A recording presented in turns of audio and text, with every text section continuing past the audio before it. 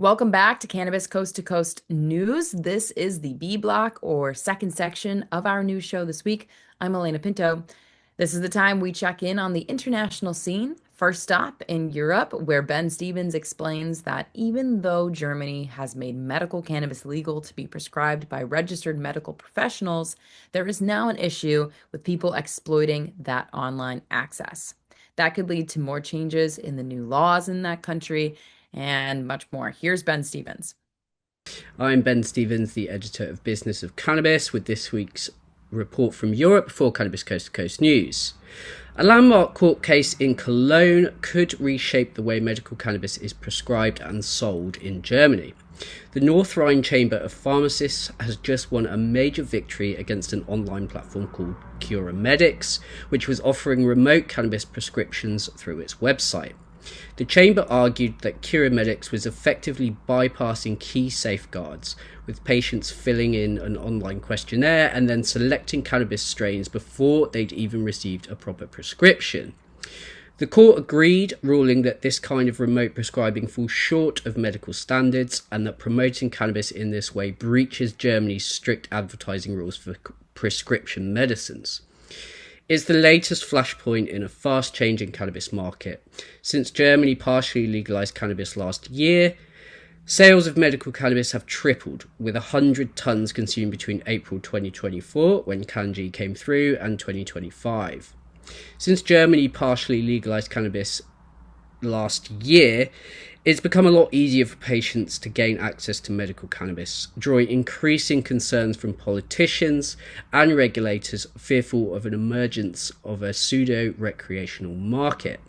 As reported recently, Health Minister Nina Walken is now warning of what she calls a disturbing increase in medical cannabis use, directly citing concerns that some recreational users are taking advantage of the system by buying cannabis through these online platforms. Now, more legal challenges are already underway as regulators try to clamp down on similar business models. With political pressure mounting, it looks likely that Germany will soon introduce tighter restrictions on online cannabis prescribing. Critics warn that this could have unintended consequences, pushing patients back to the black market. That's all for me for this week. I'm Ben Stevens, the editor of Business of Cannabis, reporting for Cannabis Coast to Coast News.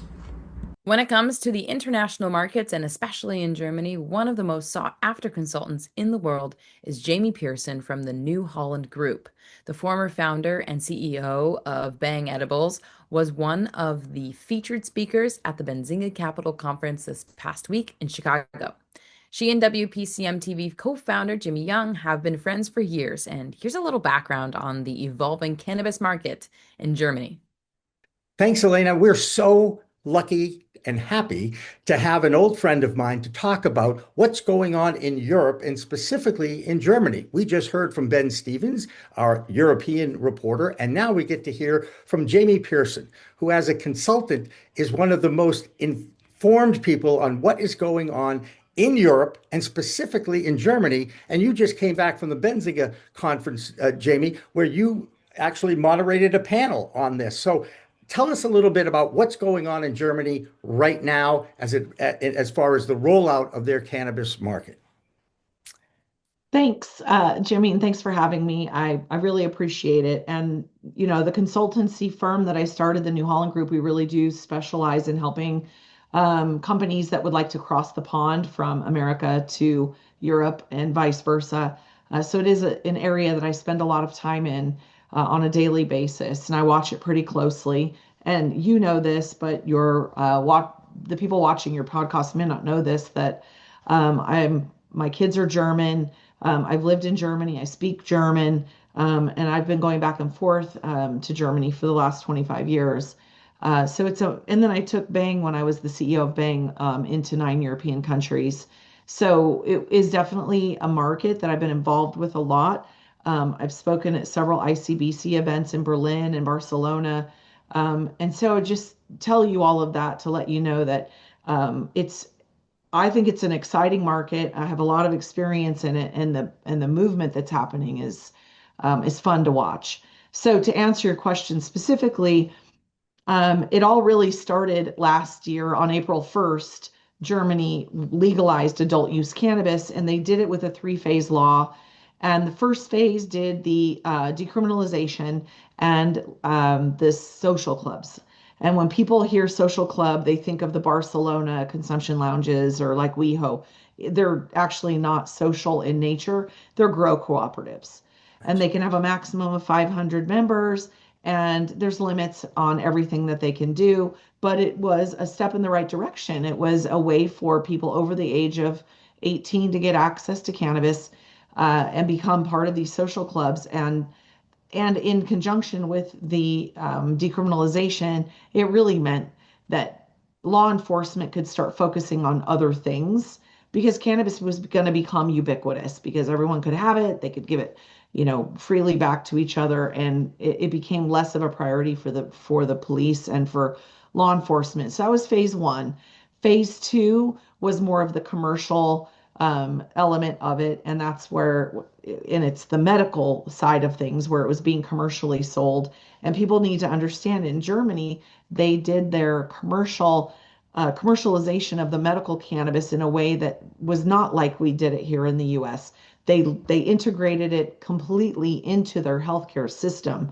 So you can go to a doctor, you can get a prescription, you go to the pharmacy, and in some cases, about 20% of the cases, you actually can get the.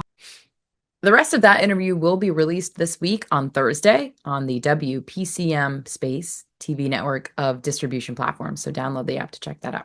Before we leave Europe, we want to introduce you to our new reporter from England. His name is Dave Barton, and we think you will enjoy his reports as England is starting to change its own national laws when it comes to medical cannabis. Here's Dave. Oh, hi there, I'm new. I'm Dave Barton, Content and Creative Director at Thermidor.wtf, reporting for Cannabis Coast to Coast with your UK Canon News. With just over a week left until London's Cannabis Europa conference, cannabis reform is back in the mainstream media spotlight.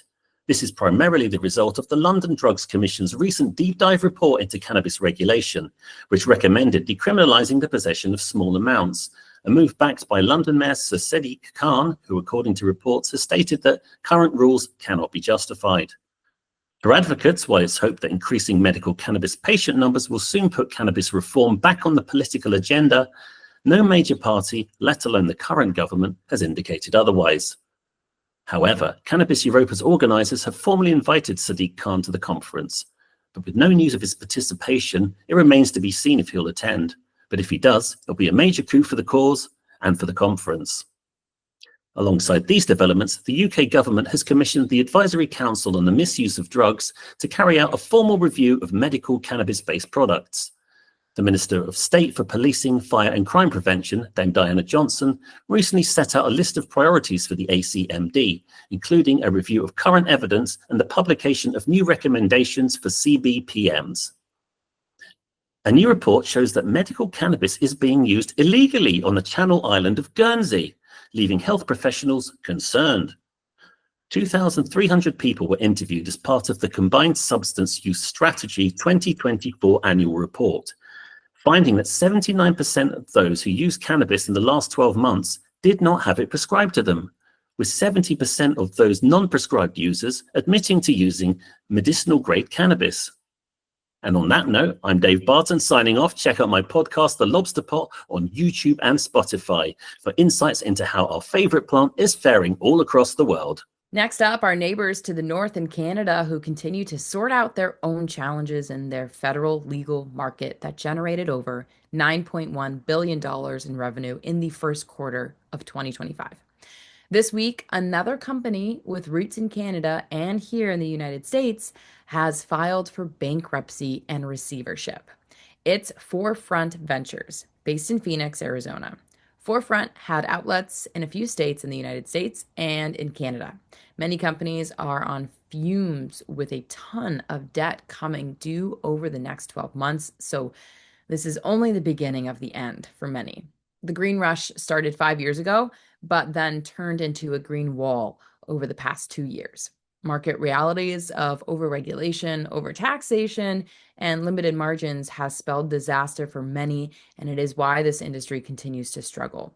Here's more on the Canadian cannabis scene with Debi Facey. This is Debi Facey with the Canadian Cannabis Coast to Coast News Report. So what we have in Canada this week is the Q1 came out for 2025, which has demonstrated $9.104 billion that has been contributed from the cannabis sector to our overall GDP, which is gross domestic product. Sorry, I had to look it up just to make sure. Next, what we have is Manitoba banning all convenience stores from selling cannabis. This is something that's not only going to help you from not utilizing cannabis, but also with the whole aspect of not marketing to anyone that is under the age of 18, 19, or 21 plus. This is something that's going to benefit, obviously, Canada and Manitoba as itself. Next, what we have is Fika, which is a cannabis store here in Ontario. It is partnering up with pharmacist-led cannabis consultants. This means that the consultants will be able to provide customers with better understanding when it comes to their products that they're choosing, some of the ailments that they're trying to achieve, and also when it comes to some of the information that budtenders and store managers aren't able to provide due to the fact of lack of information or lack of credentials. This is Debi Facey with the Canadian Coast to Coast Cannabis News Report. Peace. Back here in the United States, Minnesota continues to move slowly towards issuing of their first licenses. They are still writing the regulations and facing legal challenges regarding those new laws in the first place. If this sounds familiar, it also describes what's been going on in Alabama over the first 4 years of their medical program, which has yet to launch. And now facing the ban on hemp products, our own Jennifer Boozer is trying to figure out just how to stay in business. Here's her Alabama report this week. I'm Jennifer Boozer reporting from Alabama for Cannabis Coast to Coast News. 5 parents of children potentially eligible for medical cannabis under the long-delayed Alabama program filed a lawsuit and are asking the court to require the AMCC to establish a patient registry. It has been delayed along with the Alabama medical cannabis program since it was passed in 2021. The parents claim specific injuries as a result of the commissioner's failure to establish a patient and caregiver registry, and they seek to demand their children's right to the plant. The commission argued that the lawsuit lacks any standing and asked the AMCC to take steps previously taken or beyond its control. A hearing is scheduled on June 26th. In hemp news, the Alabama Wellness Collective has been spearheading efforts to raise litigation funds to fight the passage of HB 445 under the direction of Jenny Otwell and the AWC board. Growers, processors, retailers, and brands have come together from all over Alabama and other states to work together toward a better future and a more balanced future for hemp in Alabama, and to fight for the rights of small businesses like mine and customers like the ones who shop at Cannabama. A hemp rally will be held in Birmingham on June 20th at Elysian Garden from 6 p.m. to 10 p.m. and is free to the public as long as you're 21 and up. For every $25 donation, we will be giving out raffle tickets with a chance to win one of 3 $500 to $1,000 product prize packs before the law goes into effect on July 1st. For more information, visit the alabamawellnesscollective.org and join us on Monday nights on Sweet Home Cannabama on FM Talk 106.5 on the Gulf Coast or the Sweet Home Cannabama YouTube page. I'm Jennifer Boozer, reporting from Alabama with Cannabis Coast to Coast News. What's in a word? Well, there might not be a word that is more misunderstood than the word marijuana. Originally, when the cannabis sativa plant was used for medicine at the end of the 19th century and the beginning of the 20th, doctors wrote over 5 million prescriptions for the plant medicine between 1900 and 1906.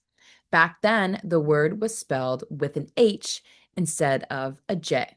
Some states, like Massachusetts, have recognized the racist roots of the word, and in medical journals for the state, they have replaced the word marijuana with cannabis.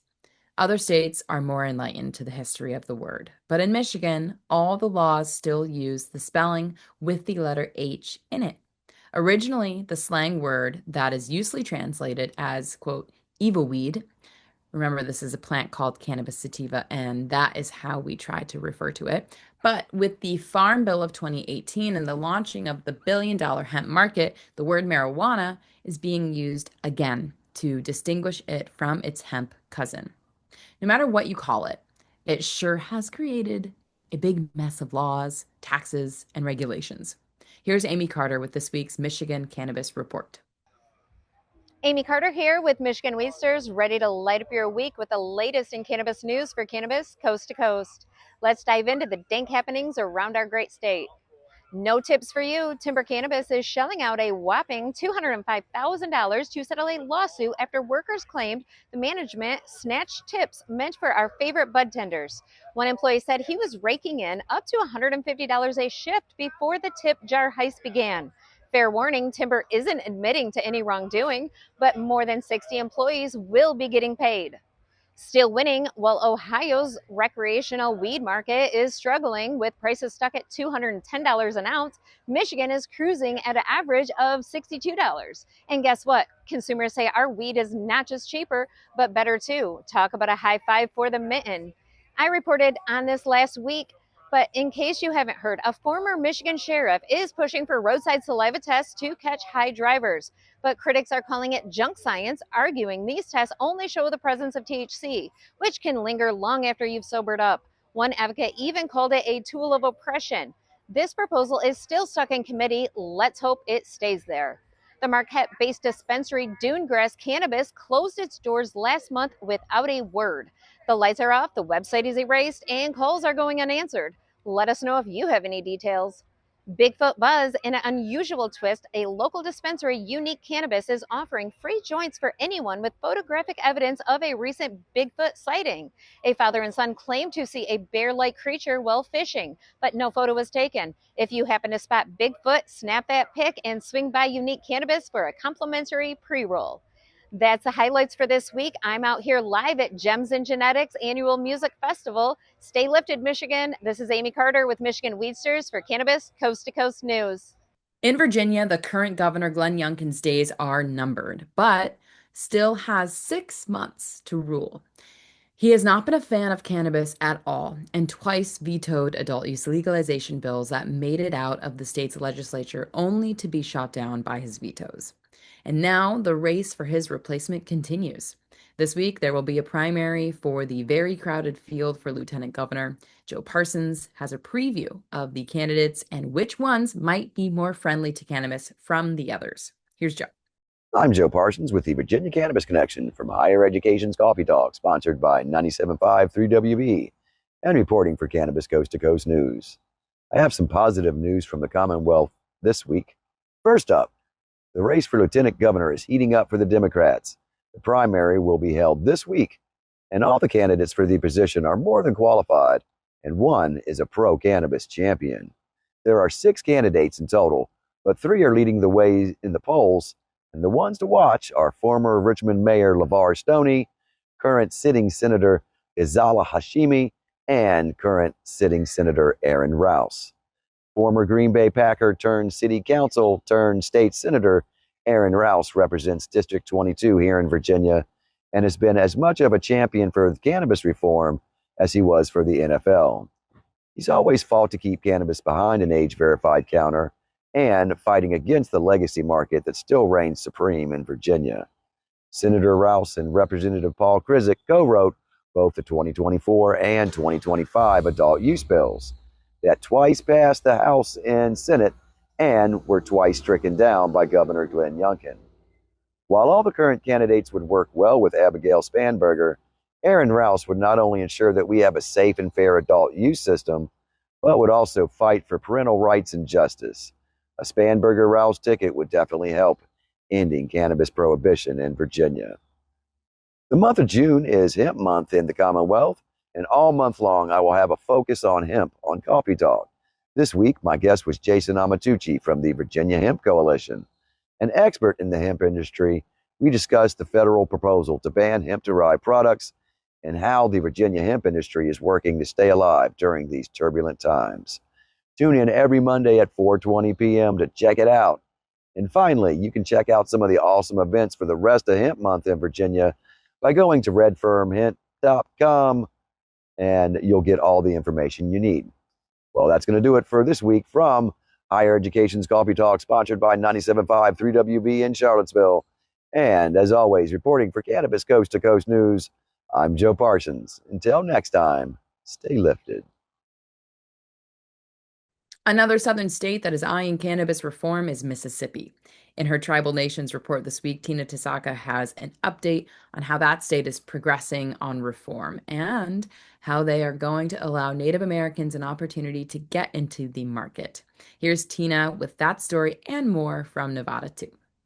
I'm Tina Tasaka with 420 Technologies, and this is the Nevada and Tribal Nations report for Cannabis Coast to Coast News. There is more progress for Mississippi and legal adult use marijuana, specifically for one tribal nation, the Mississippi Band of Choctaw Indians. On June 10th, they held a referendum asking members if they support the tribe developing legislation to decriminalize and regulate possession, production, and distribution of marijuana on tribal lands. The measure passed with about 55% in favor. Chief Cyrus Ben emphasized that this vote doesn't immediately legalize cannabis, rather it empowers the tribal council to commission feasibility studies and draft regulatory frameworks. In the next steps, consultants will assess market potential and public health implications. Medical marijuana became legal in February 2022. We will continue to follow Mississippi and this tribe and report back on the status and updated movement. In Nevada, multi-state cannabis operator Body and Mind has finalized the sale of its cultivation and production operations in Nevada. The transaction follows a January announcement in which the company revealed its intention to sell its subsidiary, Nevada Medical Group, for $2 million. This Nevada sale is the latest in a series of strategic divestitures. In 2023, Body and Mind exited the Michigan market entirely by selling its dispensary there. Earlier in 2024, the company disclosed a deal to sell its Long Beach, California dispensary for $856,250 in cash. That's it for the Nevada highlights and Tribal Nations. I'm Tina Tasaka with 420 Technologies and Cannabis Coast to Coast News.